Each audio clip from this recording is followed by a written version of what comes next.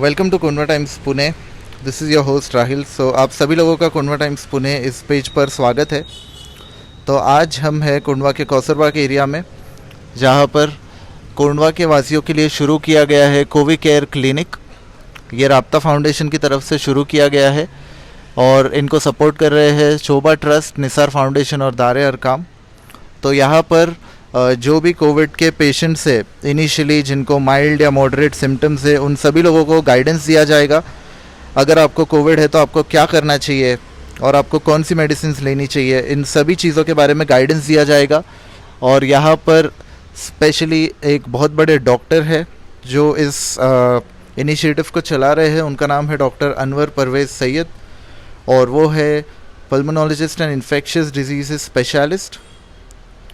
तो अभी हम देखते हैं कि उनसे बात करते हैं कि वो क्या क्या सर्विसेज यहाँ पे प्रोवाइड कर रहे हैं, और हमारे प्रतिनिधि इमरान तांबुली जी उनसे अभी बात करेंगे।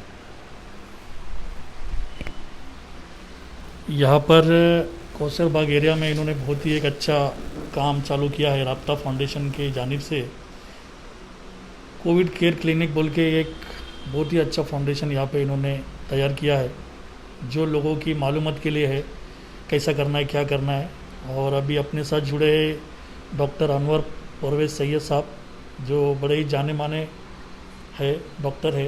उनको बहुत सारी जानकारी है इसके अंदर और वो एक्सपर्ट भी है। सब 2-3 का उनको डिग्री बहुत बड़ी बड़ी है। अभी उनसे अपन बातें करेंगे और जान लेंगे कि क्या क्या हो रहा है अभी यहाँ पे, क्या क्या यहाँ पे ट्रीटमेंट देने वाले हैं, पब्लिक को इसका कैसा फ़ायदा होगा।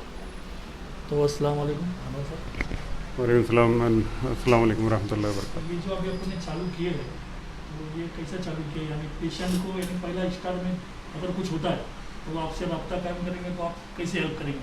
अच्छा, उससे पहले है ना कुछ बेसिक चीज़ें हैं जो मुझे लगता है कि बोलना चाहिए इस टाइम पे। हम सबको पता है कि अभी ये कोविड का दूसरा वेव चल रहा है और पहला वेव से इसमें हम सब लोगों ने देखा है कि कितना डिफ़िकल्ट टाइम है, कितने लोग इसमें हॉस्पिटलाइज हो रहे हैं। और बहुत सारे लोग हमारे नज़दीक के लोग, पहले तो ये था कि उधर कहीं डेथ हुई, इधर कहीं डेथ हुई, लेकिन आजकल हम लोग आसपास अपने देख रहे हैं कि इतने सारे लोग इतने परेशान हैं, सबको ऑक्सीजन की ज़रूरत पड़ रही है, इंजेक्शन की ज़रूरत पड़ रही है और बहुत सारी चीज़ों की ज़रूरत पड़ रही है जो आम लोगों के पास नहीं है। तो ऐसी सिचुएशन में जब लोग इतना ऐसा माहौल है कि सबको इधर उधर भागना पड़ रहा है, तो हमको थोड़ा सा पीछे आके सोचना चाहिए कि हम लोग ये सब चीज़ों को टालने के लिए क्या कर सकते हैं। तो उसके लिए ये है कि सबसे पहले ये है कि इसमें इतने नई बीमारी रहने की वजह से बहुत ज़्यादा स्टैंडर्ड गाइडलाइंस अवेलेबल नहीं है। तो और जितने भी गाइडलाइन नए गवर्नमेंट की तरफ से या इंटरनेशनली भी जो आ रहे हैं, सब छोटे छोटे रिसर्च या स्टडी के बेसिस पे आ रहे हैं। अब उसमें Indian government, Indian council of medical research, ICMR बोलते हैं, तो वो अपने हिसाब से गाइडलाइंस बनाती है और उसको अपडेट भी करती है रेगुलरली। तो Indian council of medical research के गाइडलाइन के हिसाब से 3 कोविड के जो पेशेंट हैं उनको 3 कैटेगरी में डिवाइड किया गया। एक है माइल्ड केस, यानी जो इनिशियल केस है, जो जिनको बहुत ज़्यादा तकलीफ नहीं है, अभी अभी शुरू हुआ है, ऑक्सीजन सैचुरेशन अच्छा है और वो चल फिर सकते हैं, बहुत ज़्यादा उनको तकलीफ भी नहीं। मॉडरेट केस हैं जिनका सैचुरेशन 90 से 93 के बीच में है, और जो सीवियर केस हैं जो 90 के नीचे जिसका सैचुरेशन आता है, ऑक्सीजन का सैचुरेशन, जो हम लोग ये पल्स ऑक्सीमीटर लगा के चेक करते हैं। तो जो माइल्ड केस हैं उनको हॉस्पिटल में डालने की ज़रूरत नहीं है, उनको एडमिट होने की ज़रूरत नहीं है, उनको ना सलाइन की ज़रूरत है। जो आम तौर पे बहुत सारी बार ये होता है ना, डॉक्टर के पास लोग जाते हैं और बोलते हैं कि मुझे वो हुआ है और मुझे एडमिट करो और सलाइन दो और ये सब करो, तो उनको ये सब करने की ज़रूरत नहीं है।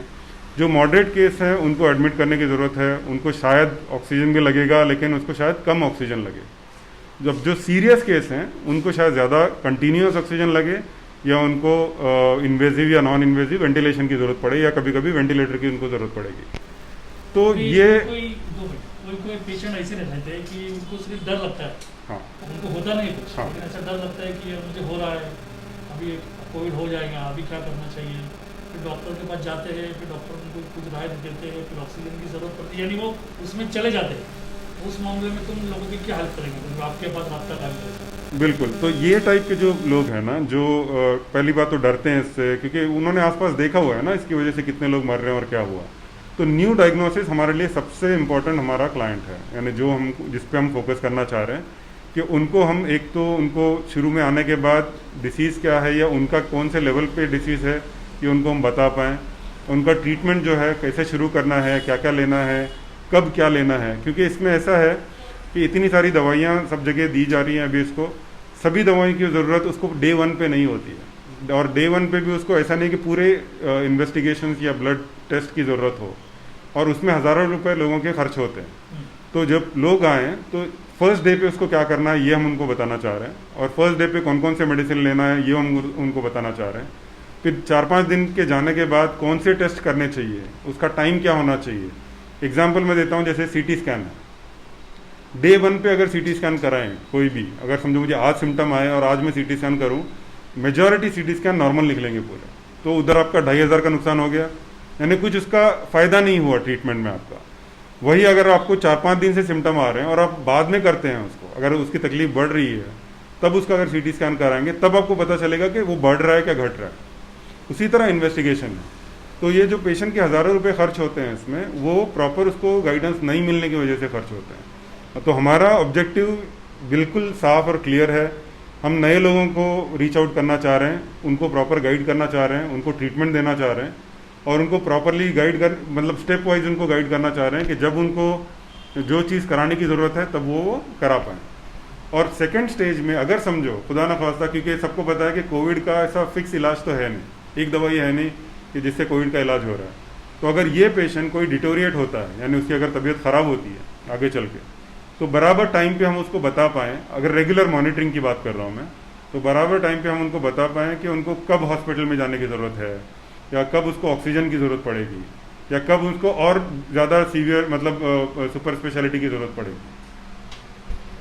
तो जैसे कि आप देख सकते हो, बहुत ही अच्छा काम इन्होंने यहाँ पे चालू किया है। जैसे कि अपने घर में फैमिली में अगर कोई है जिसको ये सब सिम्टम्स हो रहे हैं, और जो दहशत हो रही है फैमिली में, फैमिली को यानी किसी के डैडी को हो गया, किसी के मम्मी को हो गया, तो वो दहशत नहीं खाते हुए अगर इनसे रब्ता कायम करेंगे तो ये बहुत ही अच्छी राय और बहुत अच्छा ट्रीटमेंट भी कर सकते हैं, और आपको बता सकते हैं कि इसको कैसा लड़ना है, उससे कैसा ट्रीटमेंट करना है, कब क्या चेकिंग करना है, फिलहाल मेडिसिन देके आपको रिलैक्स करना है, यानी वो ये सब चीज़ें यहाँ पर होंगी।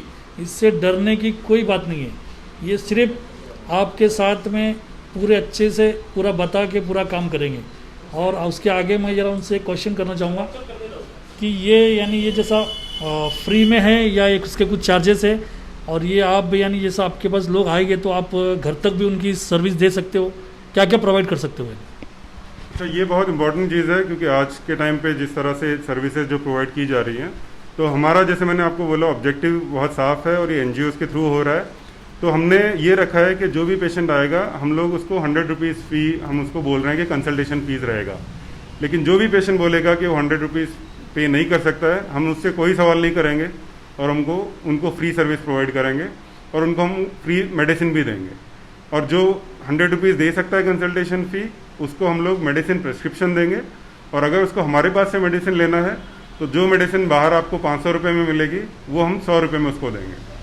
और तीसरी बात, एक हमारा प्लान है अभी के इनिशियल स्टेज में कम से कम, क्योंकि बहुत सारे लोग अभी ऑक्सीजन पे हैं, जो हॉस्पिटल जा चुके हैं, डिस्चार्ज हो चुके हैं, घर पे भी पहुंच चुके हैं, अभी घर में ऑक्सीजन यूज़ कर रहे हैं। तो ऐसे पेशेंट का भी केयर बहुत इंपॉर्टेंट है, यानी उनका ऑक्सीजन का मॉनिटरिंग, उनका जो मेडिसिन चल रहा है उसका सुपरविज़न, फिर उनका जो ब्लड प्रेशर है या बाकी चीज़ें हैं। तो ऐसे जो ज़रूरतमंद रहेंगे, जो ये खर्च बर्दाश्त नहीं कर सकते कि जो हॉस्पिटल बार बार ले जाएं पेशेंट को, या पेशेंट बेड पे पड़ा है और वो OPD तक नहीं आ सकता है, तो ऐसी जगहों पे जहाँ तक हमसे हो सकेगा, यानी हम ये नहीं बोल सकते कि सभी पेशेंट को हम देखेंगे, अगर दिन में 2-4 पेशेंट ऐसे अगर कोई पहले से बुक कर लेता है तो हम जाके उनको भी देखेंगे, उनसे भी हम एक्स्ट्रा चार्ज कुछ नहीं करेंगे विजिट का। वहाँ भी वही रूल अप्लाई होगा कि जो पे कर सकता है उससे हम 100 रुपीज़ कंसल्टेशन चार्ज लेंगे।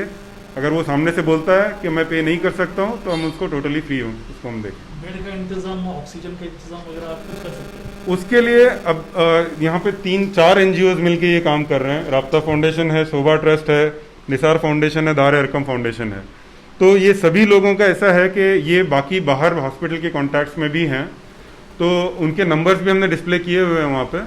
तो जब भी कोई पेशेंट को ज़रूरत होगी, यानी अगर उसको हॉस्पिटलाइजेशन की ज़रूरत होगी, तो हम उनको बोलेंगे कि इन नंबर पे कांटेक्ट करो। तो वो अगर हॉस्पिटल पे कहीं उनको नॉलेज में बेड अवेलेबिलिटी होती है तो वो उनको बताएंगे और डायरेक्ट करेंगे। अच्छा, तो जैसे कि अभी अपन फोकस करेंगे जो जो नंबर अवेलेबल दिए गए हैं, हेल्पलाइन नंबर, अगर किसी को बेड चाहिए, ऑक्सीजन की ज़रूरत है, आप स्क्रीनशॉट कर सकते हो इसका।